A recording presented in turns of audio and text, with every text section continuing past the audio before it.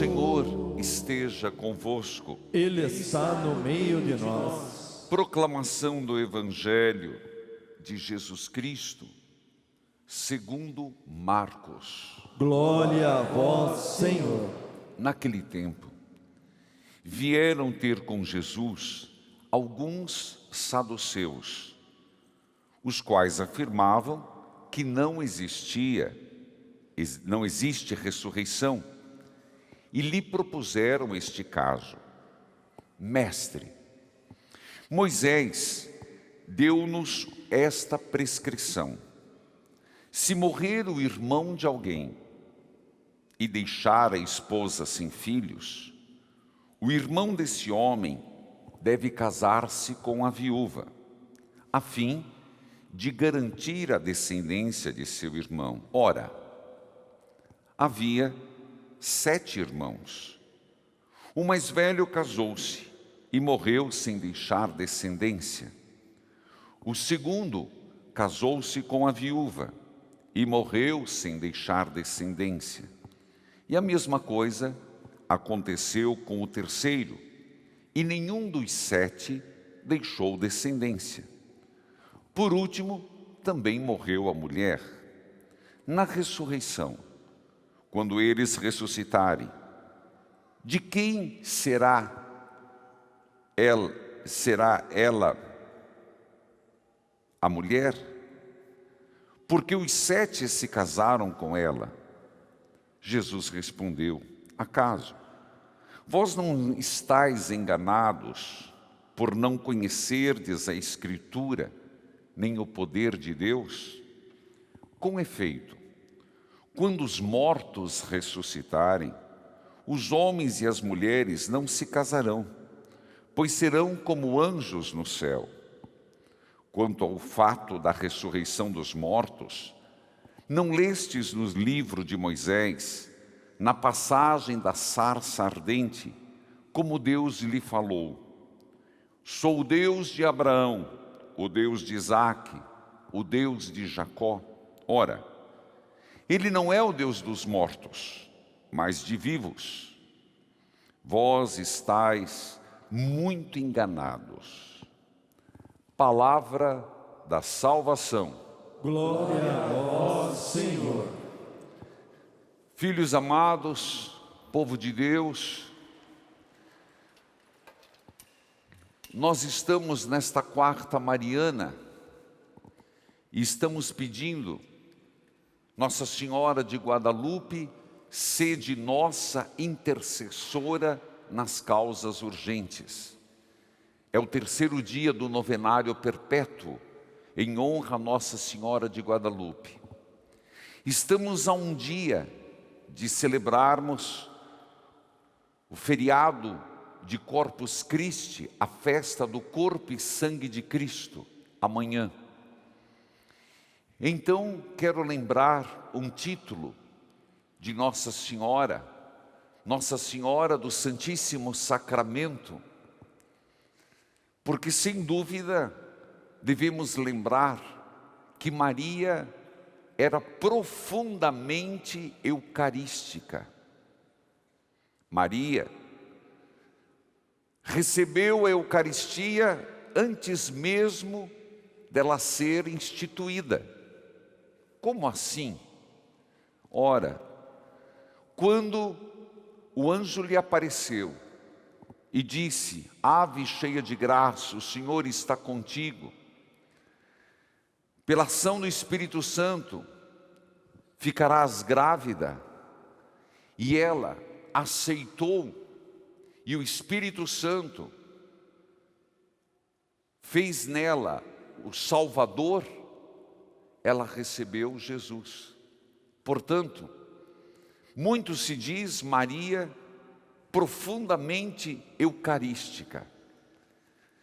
Ela, a primeira custódia viva, o primeiro ostensório vivo, ou se queremos lembrar da ladainha de Nossa Senhora, um dos títulos, a nova arca da aliança, porque Maria trouxe dentro de si nosso Senhor Jesus Cristo. Queridos irmãos e irmãs, portanto, fica o grande apelo já a Nossa Senhora do Santíssimo Sacramento, que possa abençoar, e já quero trazer, já o fiz no rádio, todas as paróquias, estou falando do mundo inteiro, não só de Curitiba, também aqui, de hoje para amanhã, o nosso santuário também está envolvido, a Associação Evangelizar é Preciso também tem uma parte do tapete, mas no mundo inteiro, no Brasil, de modo particular, de hoje para amanhã, leigos, movimentos pastorais estão envolvidos em preparar os tapetes. E amanhã, na festa de Corpus Christi, a oportunidade que temos como católicos de professar a nossa fé pública, professar publicamente para o mundo que nós cremos na Eucaristia e cremos na presença real de Jesus durante e depois, quando terminada a missa, as hóstias são guardadas no sacrário. Portanto, é uma prece para que todas as pessoas que estiverem envolvidas durante esta tarde, outros na madrugada, para que se sintam abençoados, acolhidos por Nossa Senhora e de fato fazer aquilo que nós precisamos fazer: professar, testemunhar na vida, mas também amanhã, de forma pública, que Jesus está verdadeiramente corpo, sangue, alma, divindade na Eucaristia. Falo isso porque quero incentivar, como eu tenho feito todos os anos, não só Curitiba, amanhã 100 anos da Arquidiocese, o faremos na missa ao meio-dia aqui, com o passeio, a passagem de Jesus. Aqui nós fazemos o tapete solidário. Depois às 3 horas, teremos em frente à catedral. Mas incentivar todos os católicos, onde quer que esteja. Nós sabemos que muitos acompanham esta missa pelo aplicativo da obra em outros países, Estados Unidos, Itália. Temos grupo das Santas Chagas muito forte em Madrid. Eu os encontrei agora em Portugal. Temos em Cabo Verde. Mas é uma questão de nós católicos nos empenharmos amanhã de professarmos publicamente nossa fé. Então o primeiro apelo é que Nossa Senhora do Santíssimo Sacramento nos dê esta coragem, esta disposição. Segundo ponto, falemos do Evangelho. O Evangelho de hoje é uma casuística. No tempo de nosso Senhor Jesus Cristo, haviam 2 grandes partidos não políticos, mas também um pouco, mas eram mais religiosos: os fariseus e os saduceus. Os fariseus, eles já acreditavam, os fariseus já acreditavam que havia ressurreição, mas não no conceito que nós temos hoje, mas sim, havia vida após morte. Os saduceus, que são aqueles que vão conversar com Jesus hoje, eles não acreditavam na ressurreição. E eles sabiam que Jesus pregava a ressurreição. Jesus muitas vezes falou sobre a ressurreição, até por fim, ele mesmo ser o ressuscitado. E os saduceus, mais uma vez igual ontem foram com lábios doces e hipócritas. Hoje eles foram com uma casuística, como nós chamamos. Eles criaram um caso para pegar Jesus em contradição. E é o seguinte, de fato, havia uma lei no Antigo Testamento que se uma mulher casasse com um homem, não teve filho, e o homem morresse, os irmãos, o irmão depois casaria para que continuasse a descendência do primeiro. E olha a que ponto que eles chegam. Para você perceber, quando a pessoa não quer a verdade, também vale para nós. Quando nós não queremos enxergar a verdade, nós criamos obstáculos. Simples assim. Quando nós não queremos aceitar algo na nossa vida, nós dificultamos, até com os nossos raciocínios. Quando a verdade nos incomoda, nós tentamos distorcê-la. Então, na nossa vida já fica a pergunta: o que é que eu estou tentando não aceitar? Estou tentando me esquivar de algo ou de uma verdade que eu não quero enxergar em mim. Eu não quero enxergar como um fato na minha vida. Porque a pior cegueira é de quem não quer ver. E viver na mentira é uma forma de fugir da verdade. Mas nem por isso a verdade deixa de ser verdade. Uma mentira repetida nunca será verdade. Por isso, talvez, às vezes preferimos viver enganados. Voltemos aos saduceus. Eles criaram um caso quase que impossível, mas era para pegar Jesus. 7 irmãos, a mulher casou com todos, não teve filho. Se existe ressurreição, Jesus. Lá no céu, a quem pertence a mulher? Jesus responde de uma forma a mostrar a onipotência de Deus, e Ele mesmo diz: vocês estão muito enganados porque não conhecem a Escritura. A ressurreição existe, tanto que quando Deus se apresentou, disse: eu sou o Deus de Abraão, Deus de Isaac e Deus de Jacó, Deus dos vivos e não dos mortos. Então, sobre a ressurreição, ela existe. Agora, como vai ser lá? Vocês estão querendo colocar critérios humanos para algo que na vida celestial não valerá. E sabemos disso. Por exemplo, tudo aqui na terra nós vemos a partir de 3 critérios: tempo, espaço e forma.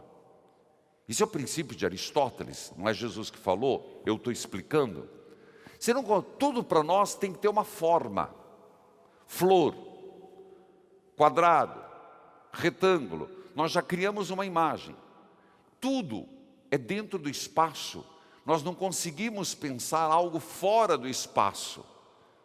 Tudo ocupa um espaço. Tanto que nós queremos colocar céu como um lugar, inferno como um lugar. Nós queremos, e nós temos essa visão equivocada: céu acima das nuvens, inferno embaixo, com fogo. Mas nós sabemos, e o catecismo da igreja é muito claro, que céu, inferno não é um lugar, mas é um estado de vida pós-morte. O céu é um estar pleno do amor de Deus. Não é um lugar lá em cima. O céu existe, mas não é um lugar. É um estado de comunhão com Deus.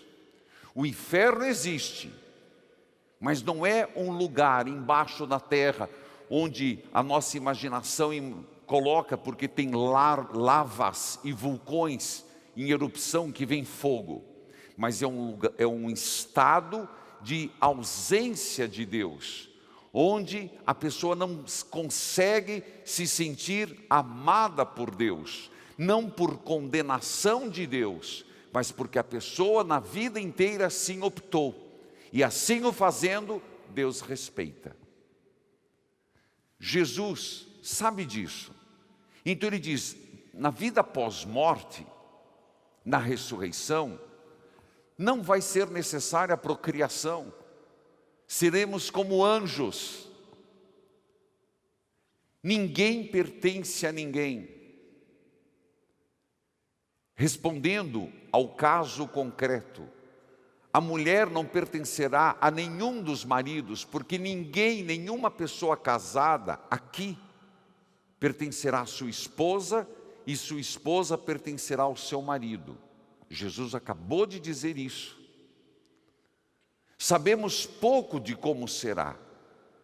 Sabemos que o corpo será glorioso, como que anjos. Jesus nos deu uma amostra de como será nosso corpo. Não seremos fantasmas. Por quê?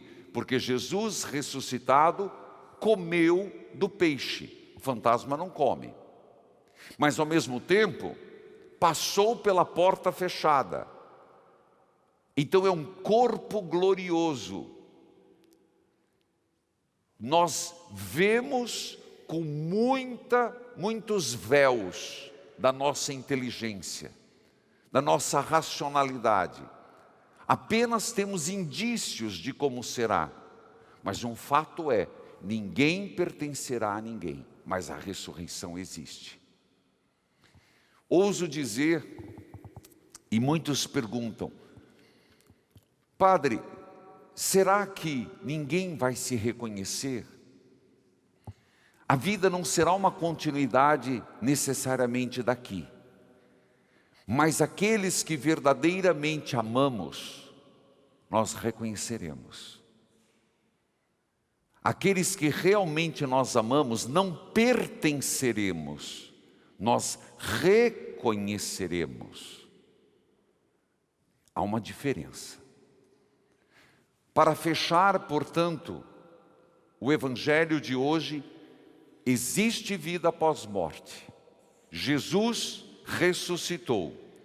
Como será? Eu apresentei alguns indícios e no evangelho mesmo seremos como que anjos. Seremos de um corpo glorioso. Mas se esta é a verdade, qual a implicação desta verdade? Querer o céu.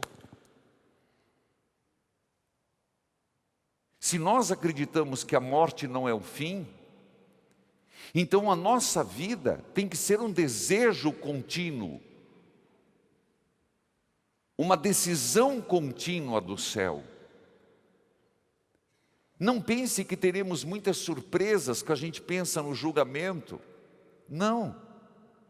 Nós aqui já começamos e praticamente podemos perceber que caminho nós tomamos. Eu quero o céu. E como tem aquela música, quero levar minha família para o céu. Mas não é só um pensar pós-morte. É o hoje. O ser discípulo hoje. O ser reto, honesto, caritativo, fazer o bem, buscar a santidade, a intimidade com Deus. Lembra como eu defini, segundo o catecismo, que é inferno? É a ausência amorosa de Deus, de uma vida que não quis Deus. Deus respeita tanto a liberdade do ser humano, que se na vida ele não quis Deus, ele respeita que no futuro também não o tenha. Por isso, é uma dádiva, é um presente ter a liberdade, o livre-arbítrio é um dos maiores presentes que Deus nos deu, mas é de grande responsabilidade. Porque é impressionante, quando nos convém, nós falamos, eu tenho liberdade, eu quero a liberdade da minha vida. quando nos convém. Agora, quando não convém, a culpa é de Deus. Nós seremos responsáveis no uso do nosso livre-arbítrio. Então, se o Evangelho de hoje, Jesus deixa claríssimo, e Ele mesmo ressuscitou, que a nossa vida condiga a isso. A nossa devoção mariana, Nossa Senhora, nos faça ser filhos, de fato. É fácil dizer mãe, mas os filhos têm que parecer com a mãe. Os filhos devem parecer com o pai. Então, se de fato Nossa Senhora é nossa mãe, que as nossas atitudes expressem isso. Mas eu quero ainda dizer uma palavra sobre a primeira leitura,